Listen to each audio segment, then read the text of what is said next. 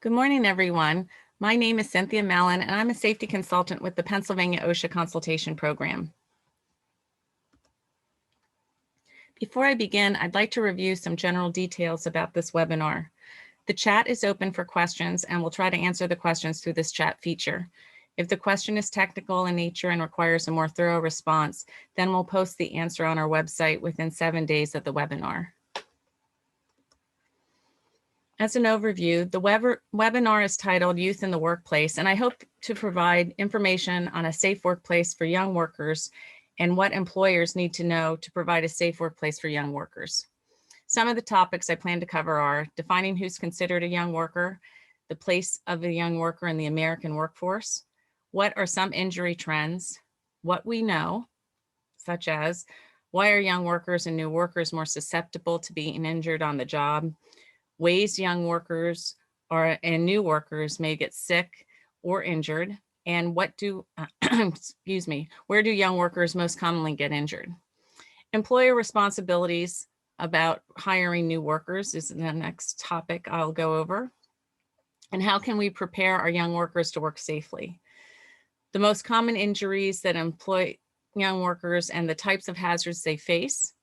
And I'll briefly review the Fair Labor Standards Act of 1938 and how it applies to this webinar. Lastly, I want to review some tools that OSHA and NIOSH will provide. So let's start with definitions. What actually is a young worker? NIOSH and OSHA basically have very similar definitions. NIOSH defines a young worker as any worker between the age of 15 and 24 years old, and OSHA defines a young worker as any worker under the age of 25. So the definition of a new worker, though, is slightly different because a new worker can be any age, and it includes those who are new to the workplace, location, or facing new hazards. This distinction between a young worker and a new worker is often blurred because many times a young worker will be a new worker, but a new worker is not always a young worker. Unfortunately, because these very young workers also are usually new, they suffer the most debilitating injuries and fatalities. This is because as a young kid, they may not recognize the hazards that an older youth or an adult who could also be a new worker may recognize. So why are young workers being talked about so much? Well, it comes down to the American workforce as a whole. The American workforce has changed significantly over the past 30 years. It's more diverse in terms of age, gender, race, and nationality. The American economy has also changed and is focused more on providing services than on producing goods. For example, few workers are employed in large fixed industries such as manufacturing, and more workers are employed in small businesses or temporary jobs. Often the work is contracted, outsourced, or part-time. As alluded in the previous slide, the demographics in the American workforce is also changing. The US population is growing older and becoming more diverse. The Bureau of Labor Statistics predicts that a greater percentage of younger age workers from 16 to 24 and older workers 55 years of age and older are expected to increase as a share of the workforce. And that has been the prediction for several years. At the same time, the 25 to 54 age group is expected to decrease. In fact, this prediction was pretty accurate because at the beginning of last year, the number of employed youth from 16 to 24 years old increased by 4.4 million and rose to 17.5 million total. Then the unexpected happened for all of us, the pandemic, and as occurred with the rest of the labor force, in July of 2020, the percent of young people employed decreased by 9.5% from the same time the year before in July of 2019. So a turn of events. Of course, the pandemic didn't just affect young workers. As we all know, it's caused a national labor shortage. Earlier in July, the president of the United Chamber of Commerce described the work shortage as a national economic emergency that posed a threat to America's economic recovery. As I was doing research for this, I did come across several articles, and earlier the Bureau Business Insider said that U.S. business owners, excuse me, are flocking to hire young workers as the labor market becomes more challenging. One economist, Luke Pardue, told the Wall Street Journal that the combination of the pent-up demand for tourism and services, which, you know, in the past were always lower paying jobs and where teens were most likely to be employed, along with the hesitancy among older workers due to the pandemic health concerns, could make 2021 a record year for teen employment because as in past years, the older employees are not working as quickly, and the younger employees are wanting jobs more. As a result of the labor shortage, again, according to the BLS, teen unemployment rates in the US are at their lowest levels now since 1953, and the number of teens in work has reached the highest rate since 2008. Of course, this is a double-edged sword for teens. The positive side for teens is that they have more opportunities to cherry pick the best paying jobs. Companies, restaurants, small businesses are so eager to find workers that they may lower their standards when it comes to experience or training. One baker in Houston, Texas that I read about said that 100% of his staffing now are teen workers, and that's all he's been able to hire. And this story is not unusual, as I'm sure many of you know. The negative side, though, the negative side of the double-edged sword for teens is usually the young and usually new workers have a much higher injury rate than more seasoned employees. So why do we think the labor shortage for teens is a double-edged sword since they're able to find their jobs they want? So first, let's look at statistics and what we know about injury trends. So for non-fatal emergency medical treatment, the rates of injury for young workers are high. According to NEISS, which stands for the National Electronic Injury Surveillance System, basically that's a work-related injury statistics query system for NIOSH. They've put out statistics that are pretty sobering. Most of us are pretty aware that non-fatal occupational injuries for workers under 18 years of age are more frequent than for adults. But the scary statistic is that every 9 months, a US teen gets hurt on the job. The rate of treatment in emergency departments for occupational injuries is twice as high for young workers as it is for those over 25 years of age. And burns and lacerations are the most common injuries. And then the statistics for fatalities are even more grievous. According to the BLS, their census of fatal injuries, each year in the United States, it's estimated that between 60 and 70 adolescents die from work-related injuries. Even though the law doesn't allow a young worker to work in more hazardous operations, there are some industries with higher youth fatality rates. For example, the risk of a youth dying while working in construction is twice the risk to an adult worker. Other kind of statistics, in 2018, there were about 19.4 million workers under the age of 24. The workers represented 12% of the total workforce. 360 workers under the age of 24 died from workplace injuries. There were 22 deaths to workers under 18 years of age.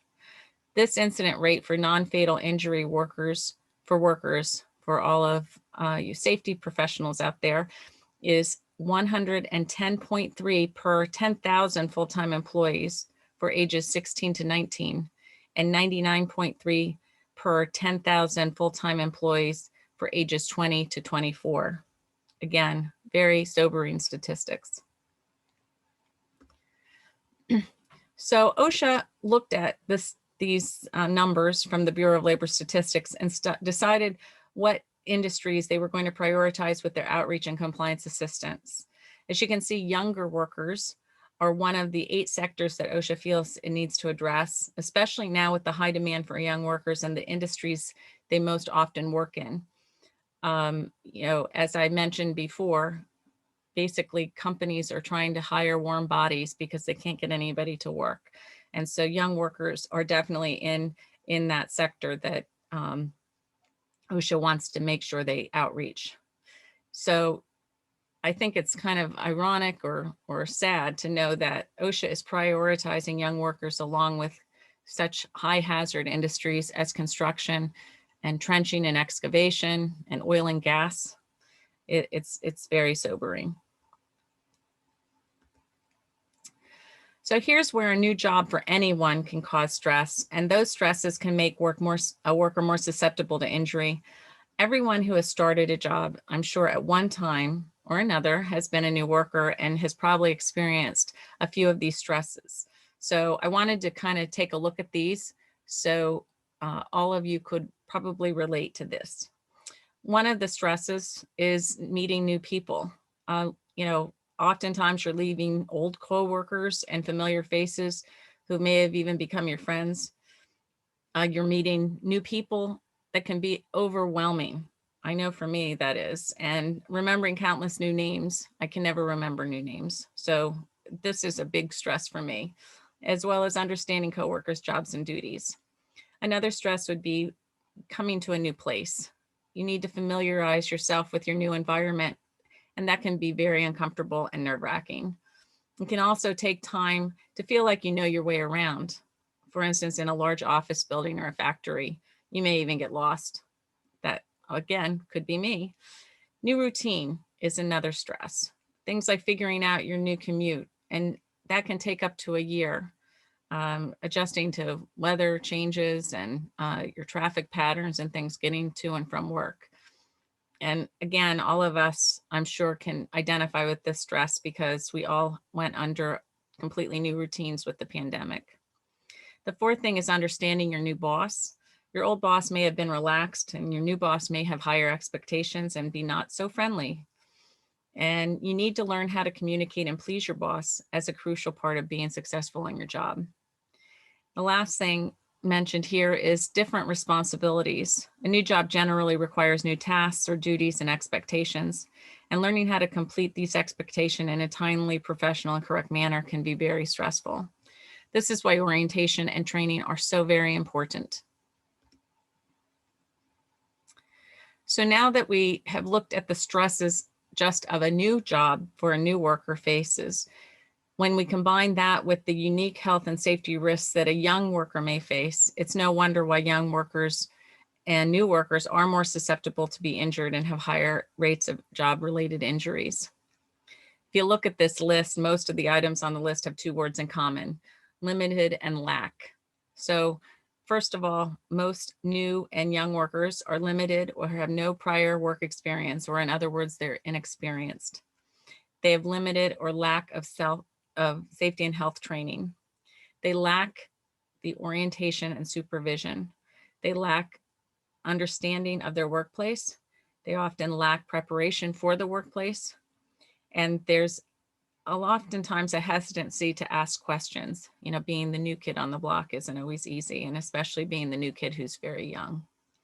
Some youth, particularly youth and still in middle and high school, may have inadequate fitness, strength, and cognitive abilities to complete some job-related tasks.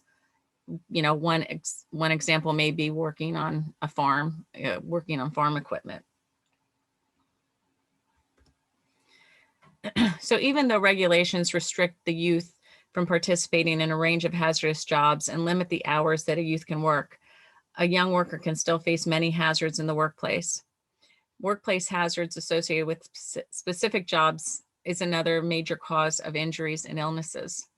So there are many ways they can get injured or sick on the job, including unsafe equipment. For example, sharp knives and slippery floors in restaurants and other hazards prevent the places that they are present in the places that they typically work.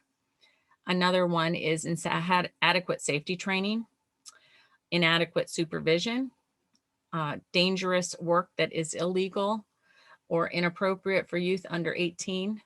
And this is actually one of my big concerns, especially with this labor shortage, that employers may allow a young kid to do some jobs that weren't actually, you know, permitted or allowed for youth under 18, such as driving a forklift.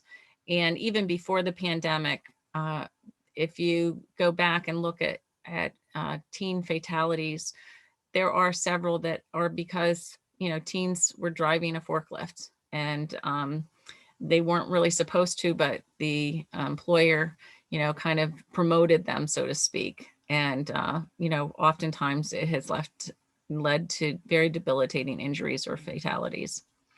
Another way that they get sick or injured is pressure to work faster and stressful conditions and exposure to workplace hazards associated with specific jobs and increased susceptibilities to the chemical exposures.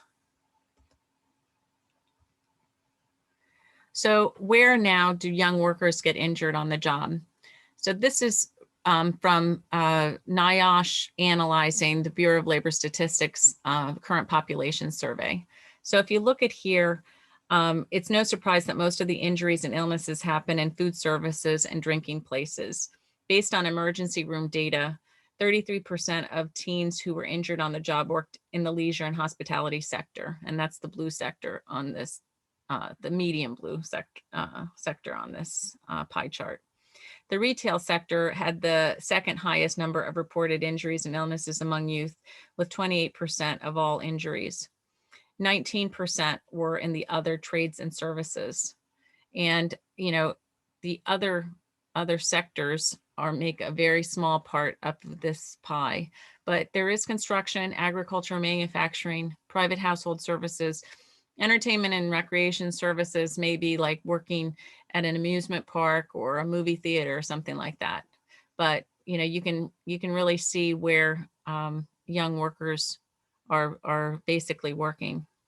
It's no surprise that the Safety Committee on Safety and Health implications for child labor, and that's part of the National Academy of Sciences, reported that 50% of 15 to 17-year-olds are employed each year, but in general, 80% of students work at some time during their high school careers. And, we've all had servers at restaurants that are young kids and things like that, or worked in or gone to the grocery store or retail stores and seen young kids. So now that we know the industries, what are the responsibilities for you as an employer? Well, first of all, let's talk about all workers. So much of this is right out of OSHA's handbook. You need to provide a workplace free from serious recognized hazard and follow all OSHA safety and health standards. You need to inform employees about hazards and the potential hazards in the workplace. You must provide effective training about applicable OSHA standards in a language that the employee understands.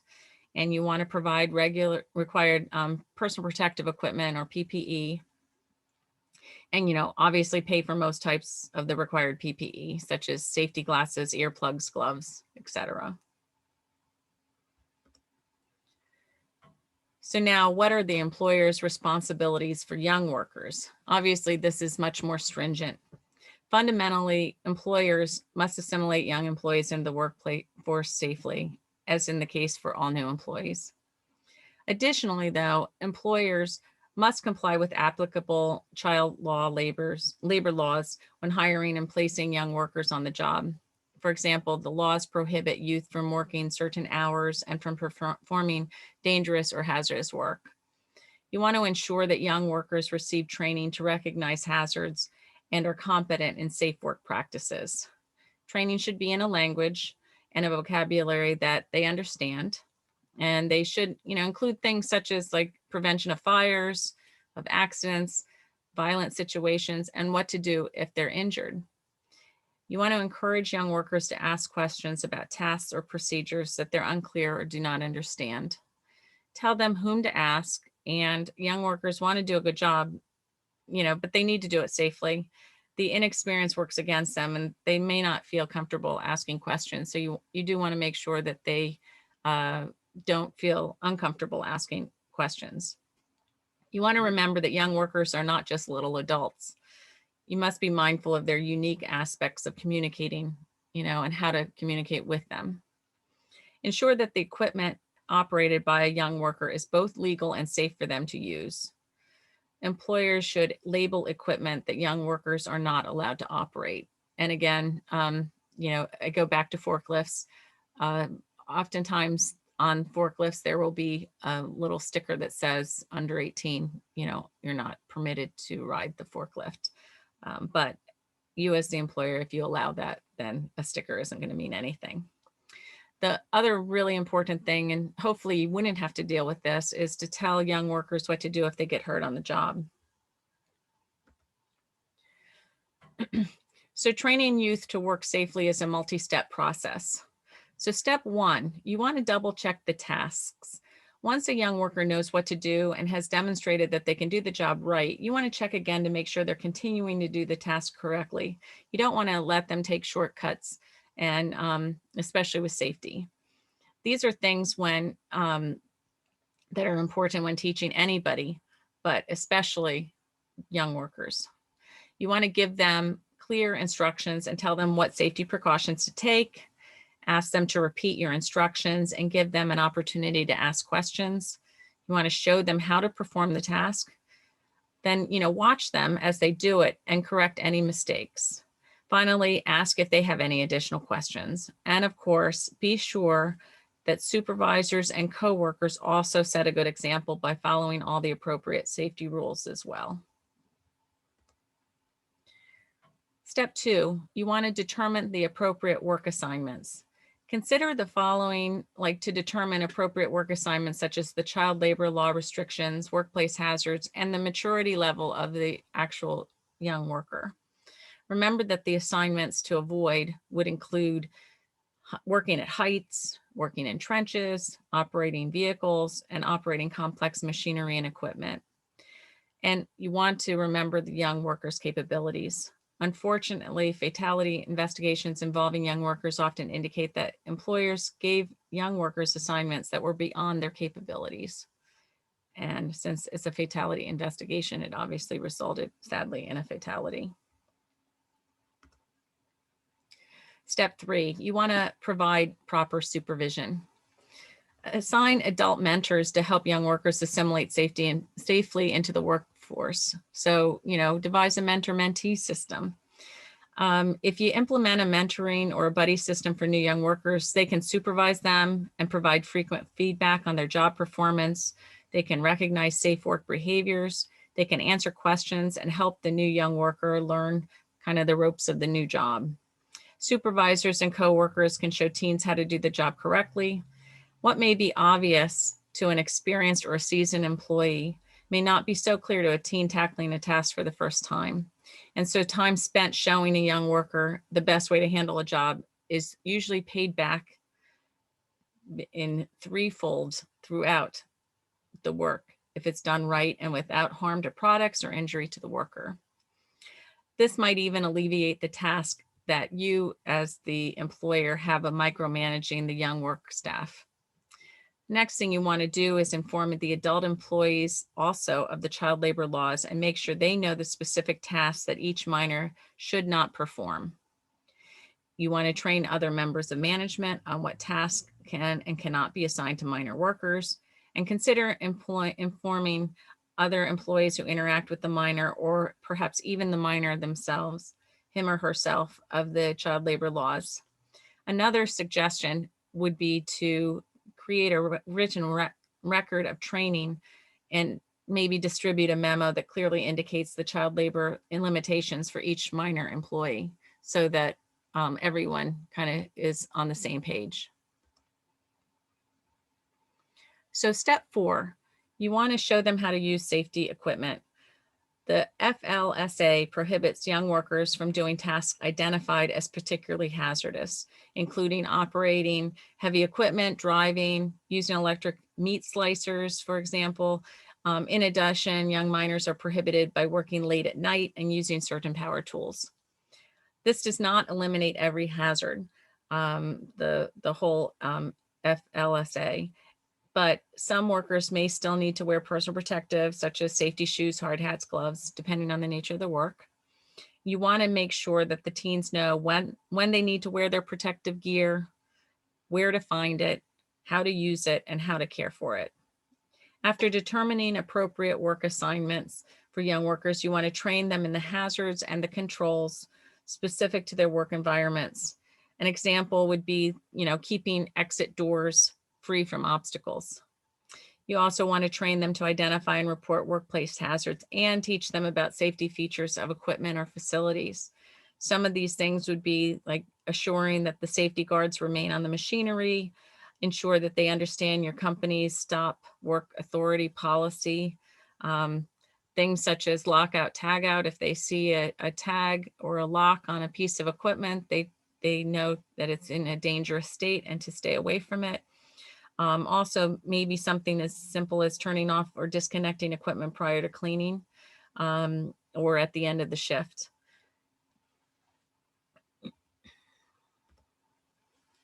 Step 5, you want to prepare the teens for emergencies.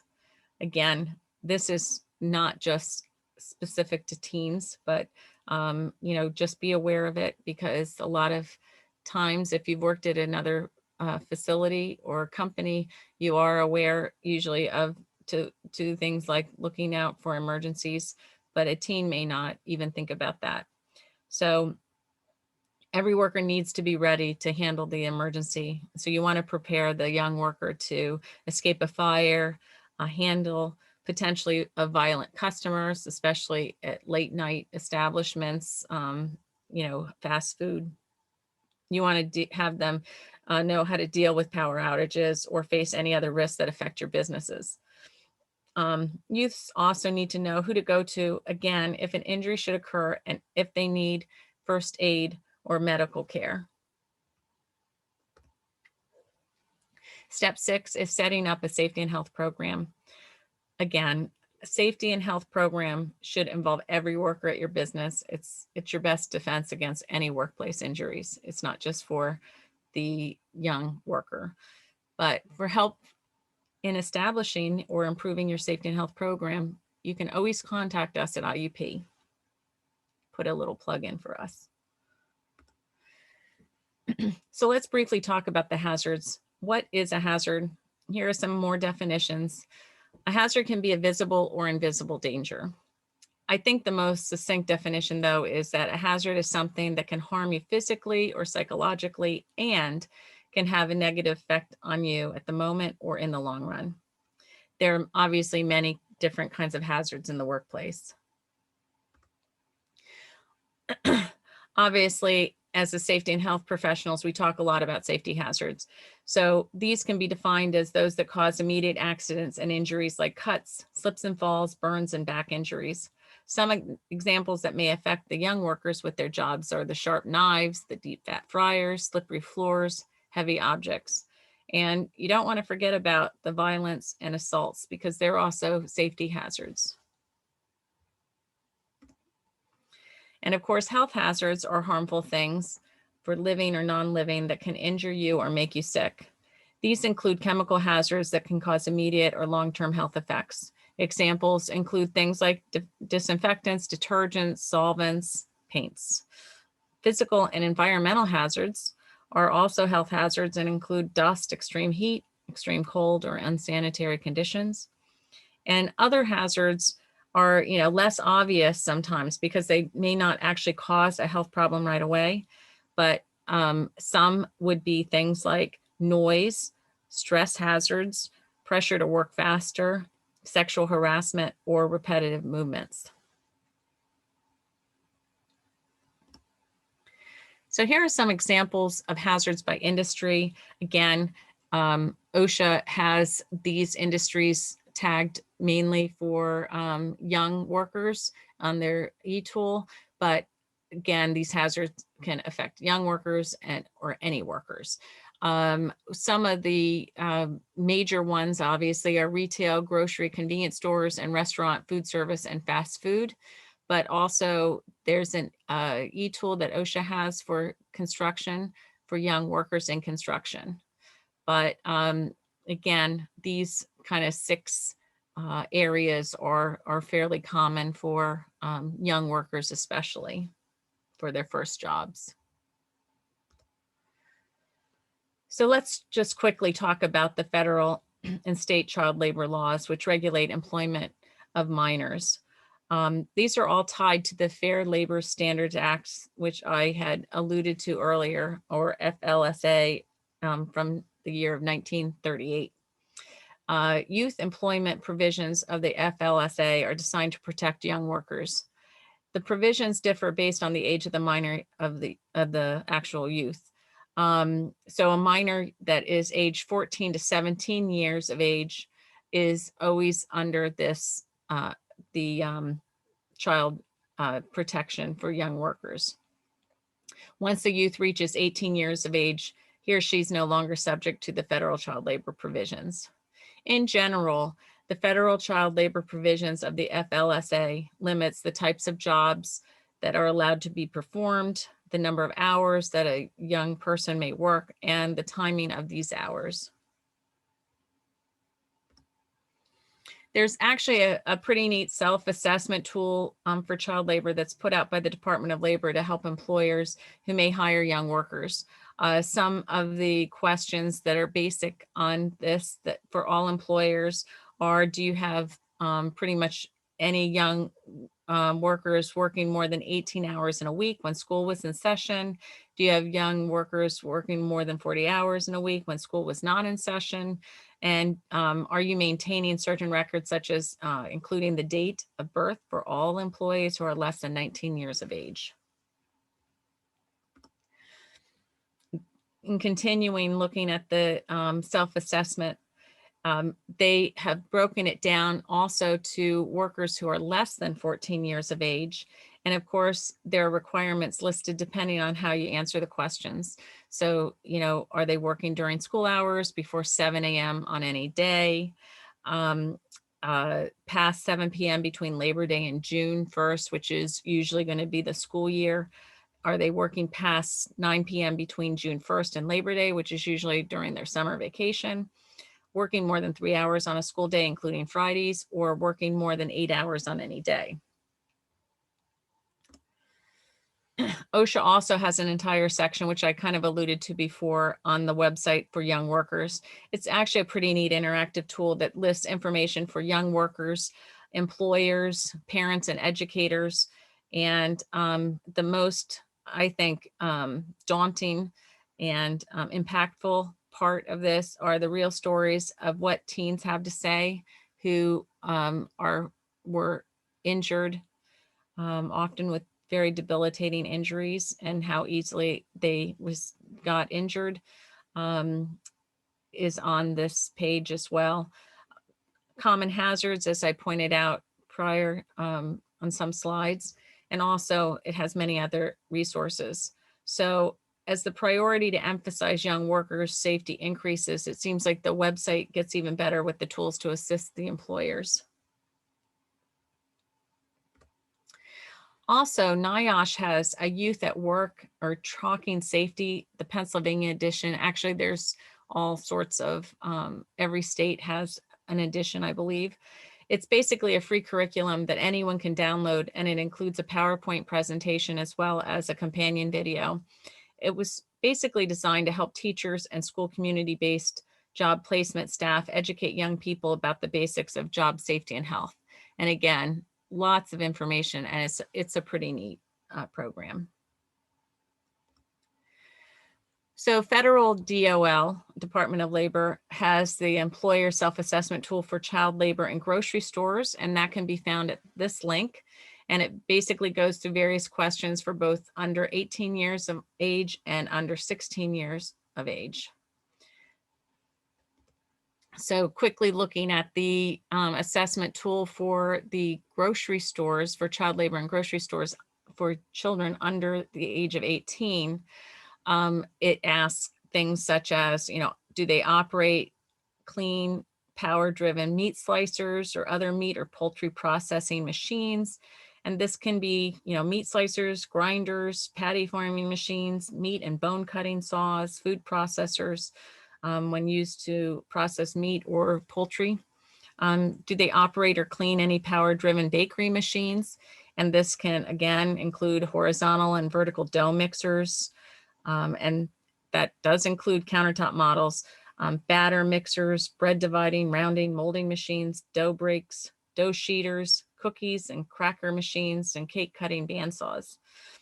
Another thing, do Does the young worker operate, load, or unload scrap paper balers or paper box compactors? Do they drive any motor vehicles on this job? Or do they operate and assist in operation or ride on any power-driven hoisting equipment, such as a forklift, scissor lift, or work assist platform? And just as a heads up, I'm sure you're aware of this, that most of these, if you say yes to them, you are in violation of most of the labor laws. And then this is grocery stores, the assessment tool for those children under 16. Most of this section actually addresses ages at 14 and 15 years old, because minors 13 years of age and younger are generally not allowed to work under the federal child labor provisions. Permissible employment for minors that are 13 or less is limited to work that's either exempt, such as like delivering your newspapers, which is, what's that now, right? And acting, or if it's not covered by the FLSA, such as a casual babysitting job or performing minor chores around private homes. So you can't tell your kids that when you give them chores at home that they are not, you make sure you tell them they're not covered under the FLSA. And another one would be not covered would be working for a parent who's the sole operator of a business.